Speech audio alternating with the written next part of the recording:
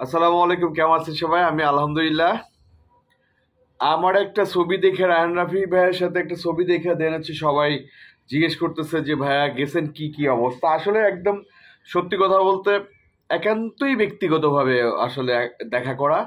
হ্যাঁ, কালকে যখন কয়েকদিন থেকে কথা হচ্ছিল, তো ভাই বলল যে আসেন, একদিন আসেন। তো আমি আবার আপনারা জানেন হচ্ছে বরবাদের ডাবিং করলাম গতকালকে, অর্থাৎ 10 তারিখ 11 তারিখে।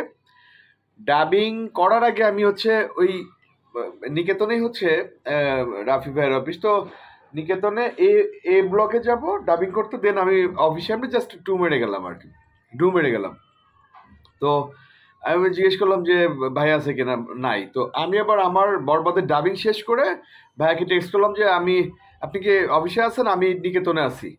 আমি সকালে একবার আসার সময় ঘুরে আসলাম। তো বললো যে ভাই আমি তো অফিসে নাই। তো আবার কথার পরে আমি আমাকে বললো যে সকালে ইয়ে করতে। একদম একান্তই ব্যক্তিগত ব্যাপার স্যাপার, সেটা হচ্ছে মানে অনেকদিন দেখা হয় না, অনেকদিন দেখা হয় না। তো দেখা গেছে যে ওই হিসেবে দেখা করা, বাট মানে ব্যক্তিগত আড্ডার ভিতরে তো আসলে মানে তাণ্ডব রিলেটেড কথাবার্তা চলে আসে। তো সেখানে মজার কাহিনী হলো তাণ্ডবের থেকে বরবাদ রিলেটেড কথা বেশি হয়েছে। বরবাদ কেমন হচ্ছে, তারপরে হচ্ছে শুটিং এর বিভিন্ন ব্যাপার জানলো। তো মেহেদী হাসান হৃদয় কেমন করলো সব মিলে। হ্যাঁ, মানে উনিও খুব আশাবাদী বরবাদ নিয়ে, এবং মেহেদী হাসান হৃদয়কে নিয়েও আশাবাদী যে না, ভালো করবে। এবং আমি বললাম যে আসলে বরবাদ খুব বিগ স্কেলে হচ্ছে। তো এই রাস্তাটা আসলে সত্যি কথা আম, রাফি ভাই দেখাই দিচ্ছে মানে তুফানে পরে আমরা মানে সাকিবের তো নির্দ্বিধায় আমি বিশ্বাস করতে শিখছি যে না, বড় কিছু করা সম্ভব মানে বাংলাদেশে, যেটা রাফি ভাই প্রথম রাস্তাটা দেখাই দিল। রাফি ভাইয়ের আগে মানে তুফানের আগে ওইভাবে বড় স্কেলে কেউ চিন্তা করছে কিনা আমি জানি না, চিন্তা করলে সেটা কল্পনায় ছিল, কিন্তু সেটা বাস্তবে করছে রাফি ভাই। মানে একদম সত্যি কথা, সব থেকে বেশি কথা হয়েছে মানে নিয়ে, আহ, আপনার বরবাদ নিয়ে এবং বরবাদের সাকসেস উনি চাচ্ছেন একদম মন থেকে।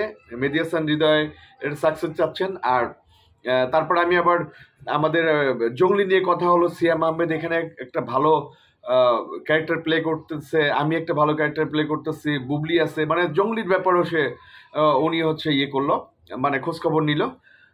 আর অন্য অন্যগুলো ওইভাবে না, বাট ফাইনালি আমি হচ্ছে কথা ফাঁকে ফাঁকে, স্বাস্থ্য দেখছেন তো খুব কিউট হয়ে গেছে মাশাল্লাহ।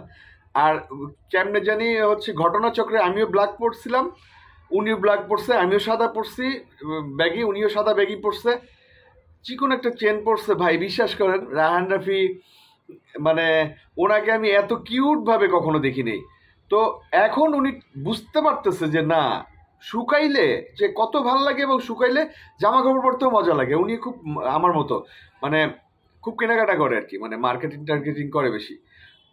তো সাধারণভাবে দর্শকের কৌতূহল মানে আপনাদের কৌতূহল থেকে আমি জিজ্ঞেস করছি যে কাস্টিং এর ব্যাপারে বলি নাই, কারণ আমি জানি রাফি ভাই হচ্ছে খুব গোছানো মানুষ, ওই হুটহাট করে আমাকে বলবে না যে কাস্টিং, যে ভাই একটু দেখেন বা একটু শোনেন বা এই নামগুলো, হ্যাঁ আপনি কাউরে বললেন না, এই টাইপের একদম রায়হান রাফি না। ওনারা যা করে একদম মানে প্রফেশনাল তো অতি অবশ্যই সবাই, বাট হচ্ছে রায়হান রাফি আমার টু মাস প্রফেশনাল, মানে 100% প্রফেশনাল।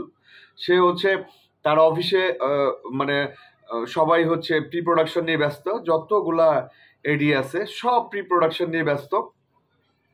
তো আহ, ঘোষণা কখন আসবে, ঘোষণা আসলে ঘোষণা নিয়ে আমি একটু কনফিউজড। এটা আসলে যে কোনো সময় আসতে পারে, এটা কোনো টাইম বলে নাই, বাট মানে নির্দিষ্ট করে যেটা বলতে চাইছে ভাই, সব ঠিক থাকলে হয়তো জানুয়ারি ফেব্রুয়ারি মার্চের মাঝামাঝি থেকে শুরু হবে, মানে রোজার মাঝামাঝি থেকে শুরু হবে এইটুকু। এবং এতটুকু বোঝা যাচ্ছে যে বাংলাদেশেও একটা বিশেষ পার্ট থাকবে, এবং ওই দেশে তো থাকবেই, মানে দুই দেশেই কাজ হবে, দুই দেশেই কাজ হবে। তো কাস্টিং এর ব্যাপারে আমি সত্যি কথা অনেস্টলি বলি, কাস্টিং এর ব্যাপারে কিচ্ছু জিজ্ঞেস করিনি। তবে এইখানে আমি আরেকটা ব্যাপার ক্লিয়ার করলাম, যেটা আমারও ভিতরে ছিল যে হয়তো তুফান তার সেকেন্ড পার্ট তাণ্ডব। আমি একদম নির্দিষ্ট করে বলছি ভাই একদম ক্লিয়ার করেন তো আমার কাছে যে তুফান টুটা কি তাণ্ডব, বলুন না। তুফান টু অনেক অনেক বিগ স্কেলে, বাট এখনকার রাজনৈতিক সিচুয়েশনটা মানে অতটা সুইটেবল না, এই জন্য তুফান 2টা এমন একটা সময় করবে উনি, যেখানে যে সময়টা হচ্ছে মানে একদম স্থিতিশীল থাকবে এবং আরো বিগ স্কেলে করতে চায়। তুফান 2 অনেক বিগ স্কেলে, তবে এই তাণ্ডবের কিন্তু সিকুয়েল আসবে, যতটুকু যা বোঝা যাচ্ছে তাণ্ডবের সিকুয়েল আসবেই, কারণ তাণ্ডব সাকসেস হলে সাকসেস তো হবেই। কারণ আর একটা জিনিস আমার যেটা মানে রাফি ভাইয়ের যেটা ভালো লাগে, অনেকে কিন্তু বদ হজম হয়ে যায় একটা সিনেমা হিট দেওয়ার পর, পরেরটা আসলে বদ হজম হয়ে যায়। রায়হান রাফি কিন্তু এই জিনিস না, রায়হান রাফি ভাইয়ের অভ্যস্ত হয়ে গেছে। উনার আপনারা তো হয়তো সিনেমা দেখেছিলেন, উনার কিছু ওয়েব আছে, নাম নির্দিষ্ট করে নাম বললাম না, প্রচুর ওয়েব আছে, দেখে মজা পাবেন। তো যেটা হচ্ছে যে ফাইনালি তাণ্ডব রোজার মাঝামাঝি, এবং ঘোষণাটা এখন একদম নির্দিষ্ট করে উনি বলে নাই। আর আর্টিস্টের কথা আসলে না জিজ্ঞেস করাই ভালো, কারণ দুই দেশের ভালো ভালো কিছু আর্টিস্ট থাকবে, এটাই স্বাভাবিক। এবং শাকিব ভাইয়ের একটা ক্যামিও থাকতেছে, যেটা হয়তো মানে তুফানের পরে তো মানে বরবাদ আসতেছে, তুফান বরবাদকে ছাড়ায় তাণ্ডব অন্য একটা জায়গায় নিবে, কারণ আমি আগেই বলছি শাকিব ভাইয়ের প্রত্যেকটা সিনেমা একটাকে একটা ছাড়াই যাবে।